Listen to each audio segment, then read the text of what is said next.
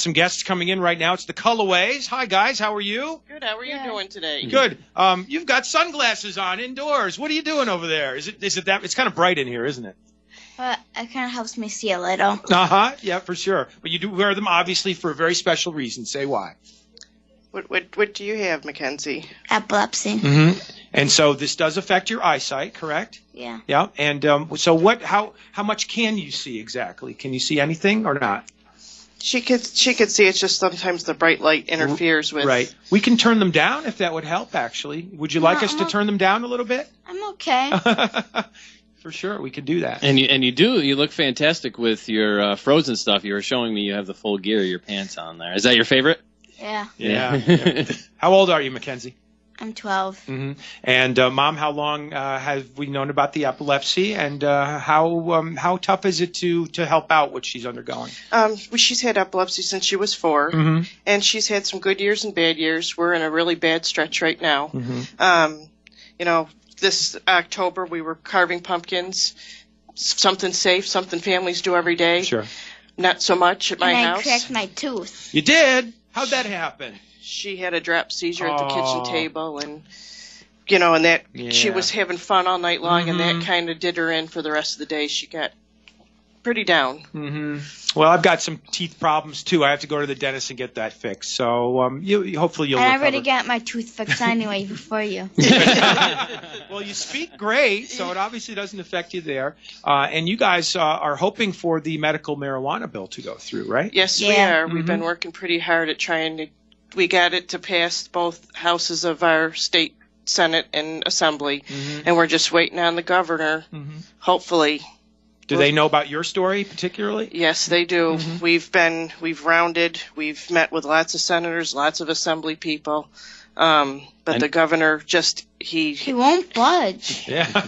I know you took a trip down to the Capitol with our Assemblyman Anthony Brindisi. Yes, we did, and then we went again and met with Senator Joe Griffo. Okay. And we met with lots of folks that are pretty familiar, but the governor won't meet with the kids. Why is that, do you think? I'm not sure.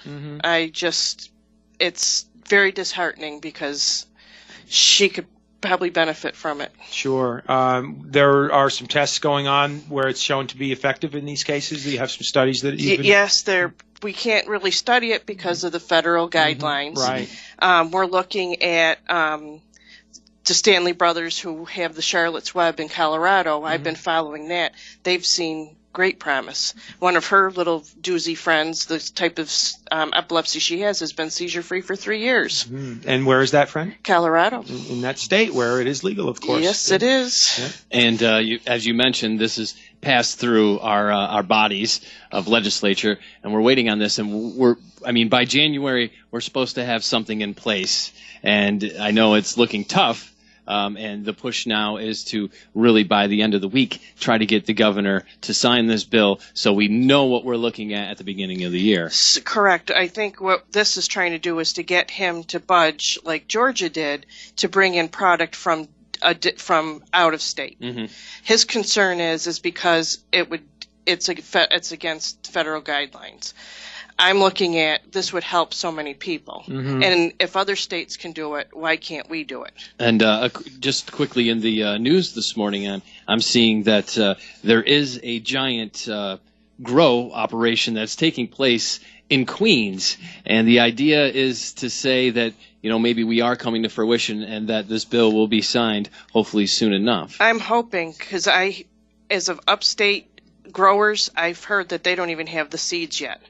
And that's mostly where we would be buying from, even though I don't think Queens is set up here, but maybe I'm misspeaking. You're probably correct, but I think that is the whole idea that it is happening in the state. And, like you said, so where would you have to travel? Rochester, would that be? There's two in Syracuse and 2 in Rochester, something like that. We would either go to Syracuse or Rochester to buy her medicine. And we're due to go get her certificate soon from the doctors. And some of the myths behind this, I know you mentioned, this isn't the Cheech and Chong kind of marijuana that you see. This is not the Cheech and Chong marijuana that you see. It is grown so that the THC is inherently bred out of the plant. It's whole plant. It's not just the bud of the plant that people buy on the streets. This is something that could change how we view medicine today. Yeah, we're talking to the Kulaways here on the Talk of the Town, 100.7 FM WUTQ. I have actually fraternity buddies of mine who own grow plants in Connecticut, where, of course, medicinal marijuana has been legal for a while. Is this something that you would consider relocating for if you don't get satisfaction here in New York State? We would have to strongly look at it as a family, but yeah, probably. But it's taking and looking, because it's not as easy as some people think. Right. You got a house that you have to sell. We have jobs here. Our family is here. So it's something that we all have to, as a family, sit down and see. Right. Mackenzie, you've got your pink helmet on. How often do you wear that? It's very pretty, by the way. All the time. You have to wear it all the time. How often do you have an epileptic seizure? How much does that happen to you? It depends on the day. So are certain days better than others then, or not? Yeah. This week I've been seizure free. Oh, that's good. For whatever reason, but she can have up to 10 drop seizures a day, and that's dropping from standing to the floor, hitting the floor. And our idea here, we're talking about the medical use of the marijuana. What is the alternative? What does Mackenzie go through on a daily basis as far as other treatments or medications? Mackenzie's on benzodiazepines, which we all know is a problem in the United States with addiction. And my 12-year-old daughter is on it, and she's been on a benzo since she was 4. She is on a very restricted diet. She gets less than 10 grams of carbohydrate a day. She can't eat like a normal kid. You and I could sit down and pound off a piece of pie. No, I have to use special products to come up with a pie-like product for her. And she just doesn't have the appetite due to the medication? It's the ketogenic diet. It's less than 10 grams of carbohydrate a day. But she, every day, because everything fits on a bread plate and is weighed to the nearest gram, you would look at her food and say, how is she surviving? And she'll tell you all day, I'm hungry, I'm hungry, I'm hungry. And I have to tell her, I'm sorry. Yeah, like last night, I had apple crisp. It wasn't little, but it was still yummy. You didn't bring in any for us. You also have a doggie, too. We were hoping to meet your doggie today. What's your doggie's name? Bella. Yeah, what kind of dog? A lab terrier mix. Yeah.